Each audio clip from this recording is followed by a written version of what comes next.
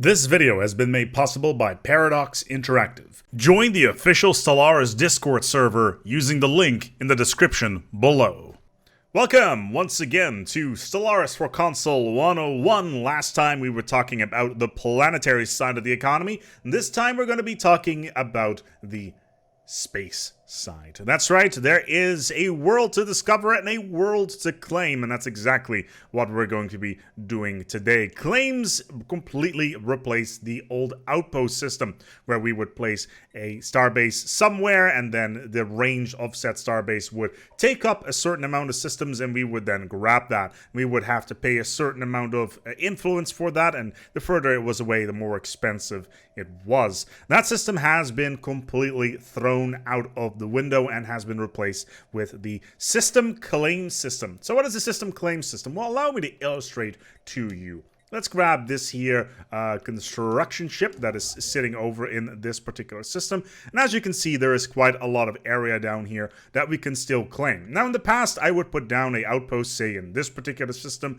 and be like, yeah, it will have enough border range in order to claim this entire area. Since this is no longer the case, we will actually need to go into every single system and build a outpost there. There you go. It will cost us 60 influence per system, as well as 100 alloys, and I hope at this point that you have set up your alloy infrastructure, because I did mention before, at least in the previous video, that alloys are king and you should always have millions of them. Anyway, we can build one here for 60 influence, so we will do that. And at this point, the construction ship will start heading over towards the star and plop down its outpost. Now we can lower all of this quite easily by going into our tradition screen. So for instance, if we have the reach for the stars tradition under the expansion tree, we can lower the starbase influence cost by 10%, which is exceptionally good, because if you want to do a lot of expansion, going for the expansion tree is a good idea because it lowers those influence costs, which is rather important. Unless of course you want to play tall, then you don't need that. Anyway, there is also different ways of doing that. Let's say that you have a leader who has a trait that lowers the cost of influence costs when it comes to building stations. Yes, that is a thing and totally possible. And it really does help in the early game when you're trying to expand quite a lot. Now, claims are a little bit more interesting than the previous system. It has a lot more facets to it, and that also has to do with claiming systems of other empires. Let's go back towards the map and let's take a look here at one of the other empires that surround us. Now, we have a fallen empire over here. It's not all that interesting for us. However, there is a little area of space down here that may be interesting for us in general. So what we can do here is say, hey, this Sigma system over here, it's the enemy capital, or at least the Xeno capital below us, in the galactic south, that is. I would like to stake my claim in that system. I already know that the other empire has a stake on this, but I can put a stake down here myself as well. This generates a contestion CB, which allows you to conquer it. So how is this done? Well, we can go into the claims window down here, which generates this little UI segment, and it will basically say, hey, you see all these systems that are listed in green? Yeah, you can claim all of these. And as we hover over them, we will see how expensive they are. In this particular case, this particular system has a cost of 72 influence because it has a base cost of 50, it's 75 away, and it has a star base in it as well. But because we have a bunch of modifiers attached to our empire that we either get through rivalries, technology, leader skills, etc., that cost will go down. So we can go into this Sigma system here, and because it has a colony inside of it, it is automatically a bit more expensive. Just because it's the planetary, or at least the empire capital of this empire, doesn't mean anything. We can still stack our claim. So let's do that. So as you can see, the Sigma system is now a claim of ours. However, we can claim even more. On this screen, you will see every single claim that has been staked by any empire on that particular system. So let's say that 3 empires are claiming a system and they all go to war together against whoever owns said system.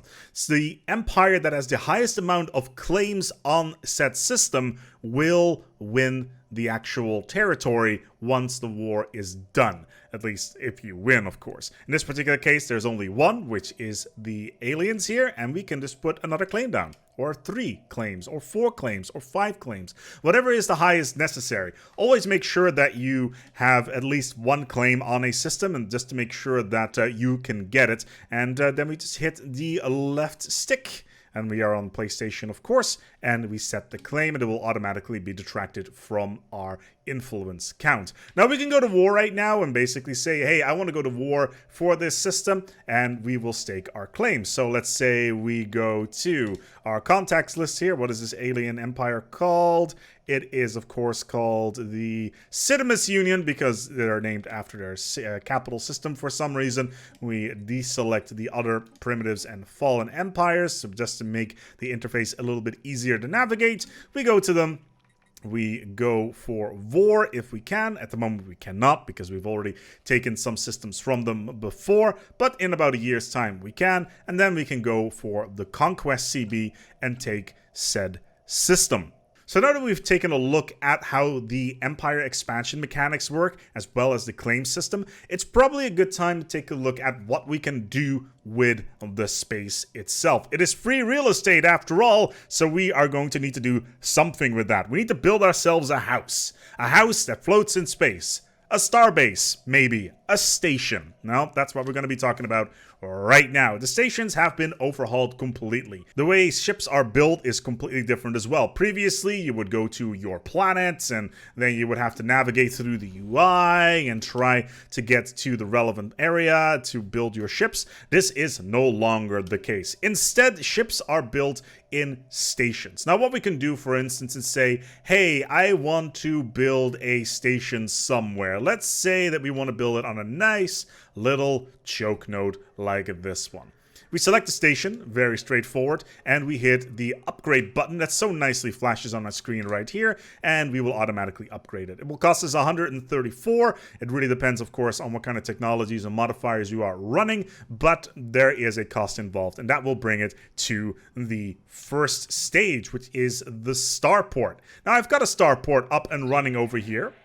There it is. It has an inherent amount of firepower, in this particular case 650, because it is pretty decent. As you can see, we've got some anchorages on this just to increase the amount of fleet power that we have. Now we can always upgrade the station to a higher level to unlock these module slots as well as these building slots that will allow us to build all sorts of cool little modules on our stations. And the most important one is the shipyard. Let's take a look at one of our shipyards because they do pop up on the side screen, and there is our shipyard. Let's take a look here. There it is. As you can see, this is a next tier. This is a larger station, and we can build a shipyard here. Now, as you can see, we have a bunch of slots still available. We'll just slap some shipyards on there, and while we are at it, we are also going to build a fleet academy just so that our ships get a little bit more experience. Now, please do note that all of these buildings do cost alloys. As I said before, alloys are key to your economy, and you should always have enough of them. So, shipyards. Of course, you could always just build a corvette through this screen, or a destroyer or a cruiser. That's perfectly fine. However, there is a better way of doing this. So what we can do is we can go to our fleets and ships menu. On the fleets and ship menu, the very first screen that you will see is brand new. It is called the Fleet Manager. So the Fleet Manager is very much a quality of life addition to the game. What it does is it allows you to compile fleets of any layout and basically say, hey, I want this fleet, stations, please build them. So no longer will you have to go into the shipyards, manually build your ships one by one. No, you can just go in here and say, hey, this fleet is cool and all, but I want to add a cruiser design to this. And that is then totally possible. Let's take a look at this here strike force. Yes, I would like to add some more ships here, please. A cruiser would be nice. There it is. The cruiser is there. So we can just say we want more and more cruisers. All we have to do now is hit the reinforce fleet button, and automatically these ships will be built and sent to where the fleet is. Now, the ships will be built automatically from any shipyard that is nearby. So that basically means that they can just be built automatically. Of course, if you have enough alloys. Later in the game, you will need strategic resources as well, such as crystals or gases or motes or the more illustrious dark matter, which becomes something in the late game. And then you can start building more specialist ships. So for instance, let's take a look at this here cruiser design. It's relatively straightforward. Man, this is a terrible cruiser design of mine. And let's say that we have a more end game shield system, like a enigmatic shield or something like that. And then it will cost dark matter to upkeep. This means that you will always need certain amounts of resources in order to build stuff. Now, alloys are being used for these fleets, so make sure that you have enough alloys in your pocket. You could always go ahead and go to one of the other empires on the map and say, hey there, Empire of Yibar. We can just go over here to the Empire of Yibar. Do they like us? No, they do not. We can go to the Rothok Mandate instead, offer them a trade deal and say, hey, I would like to buy some alloys off of you. How many can you give me? Hopefully as many as possible, and then trade a strategic resource or 3 for those. This is not too many alloys, sadly, they want to trade with us, but this is a good example of how to get alloys quickly and easily without massively expanding your economy. In this particular case, we should have volatile motes. There you go. They don't want that many volatile motes for the alloys. That's good. We confirm this, and then we should have those in our pocket shortly.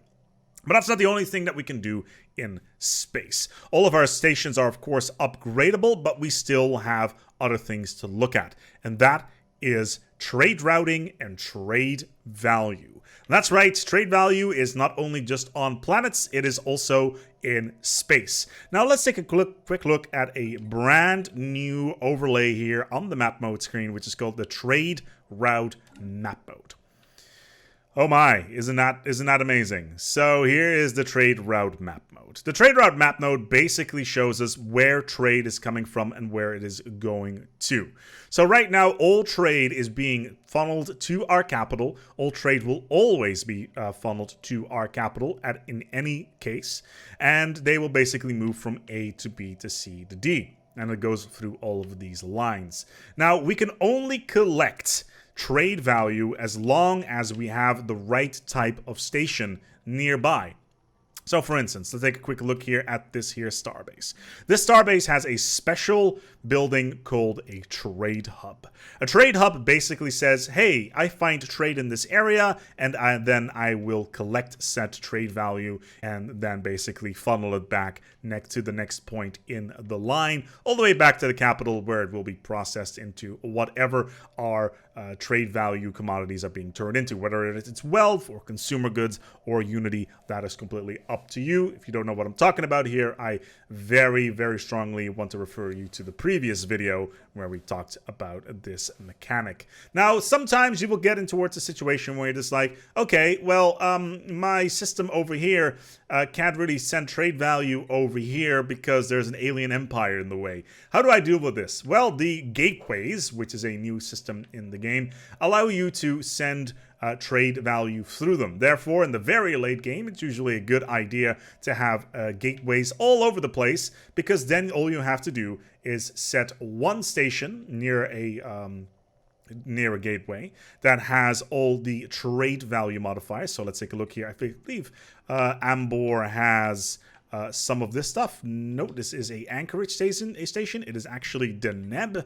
My apologies. There you go. This is all of our trade value. And for every single module that we have, the trade value collection will increase by 1 jump. So basically what happens here is that this station will collect trade value in 4 jumps away. So that's 1, 2, 3, 4 in any sort of direction here. So Deneb is actually capturing all trade value, even all the way over here in Durascon, which is +6. This is something you want to keep an eye on, because, for instance, this station over here in the Hixar system is already set up for trade value. It's got 2 trade posts, but right now they're completely useless because it's being overlapped by the Deneb trade zone. So in this particular case, what you can do is you can just change it to something else that is more useful for what you want to do, and then just change them around. Of course, in the later game, this becomes a little bit more of an issue as your trade ranges become larger and larger. But of course, if you have gateways within your empire and they are within 6 jumps of each other, basically trade will flow through the gateways, which means you only need one trade station and everything will be just funneled to one place, which makes trade incredibly powerful through gateways, so keep an eye on that.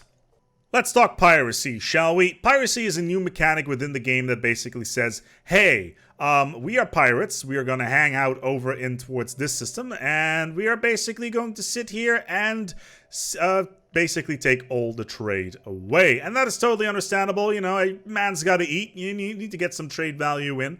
And basically what happens here is that the pirates will steal some of your trade value. And if you leave them for too long, what can happen here is a pirate fleet will spawn, will take out every single thing in the system, and you will have to clean them out and then start the whole process all over again. However, you can completely offset this by building the wonders of strike craft stations. Strike craft are incredibly good against the wonders of piracy because they can patrol. They do something called trade protection. So let's take a quick look here at our star bases, and I believe it is a bastion.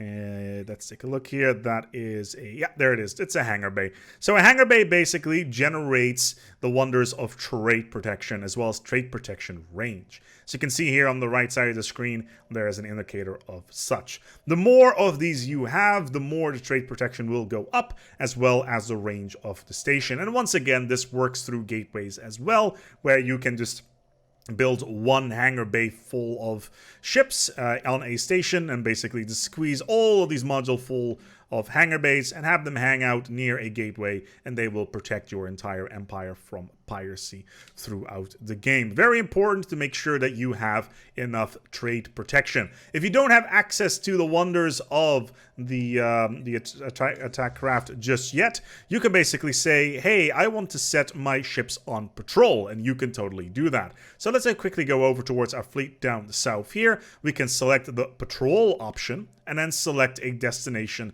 to patrol to.